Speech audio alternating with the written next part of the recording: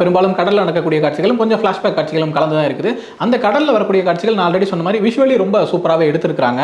அதுவும் குறிப்பா அந்த சி ஹாரர் அப்படின்னு சொல்லப்படக்கூடிய அந்த காட்சிகள் வந்து இந்த ஹாரர் எலிமெண்ட்ஸ் கொஞ்சம் நல்லாவே ஒர்க் அவுட் ஆயிருந்துச்சு. நிறைய இடங்கள்ல பயங்கரமா பயப்படுற மாதிரியான காட்சிகளுமே இருந்துச்சு. அந்த பேய் சம்பந்தப்பட்ட காட்சிகள் ஆரம்பத்தில் வரும்போது நமக்கும் ஒரு சின்ன கியூரியாசிட்டி கிரியேட் ஆச்சு. அடுத்து என்ன நடக்க போகுது, இங்க எப்படி தப்பிக்க போறாங்க அப்படிங்கிற ஒரு சின்ன கியூரியாசிட்டி கிரியேட் ஆச்சு. ஆனா அதுவுமே ஒரு கட்டத்துக்கு மேல எக்ஸைட் ஆகல. அடுத்தடுத்து நடக்கக்கூடிய விஷயங்கள் வந்து நமக்கு பெருசா இம்பாக்டே கொடுக்காதனால, அந்த கேரக்டர்ஸ் மேல நமக்கு ஒரு கன்சர்ன் இல்லாததுனால, அங்க யாருக்கும் எதுவும் ஆயிடக்கூடாது அப்படிங்கிற பதட்டமே இல்ல. என்ன வாட்ச் பண்ணி தப்பிச்சா போதும் அப்படிங்கிற மாதிரி தான் இருந்துச்சு. ஸோ அடிப்படையாகவே ஸ்க்ரீன் பிளேல இவ்வளவு பிரச்சனைகள் இருந்ததுனால இந்த படம் வந்து ஓவராலா நம்மளை என்டர்டெயினே பண்ணல.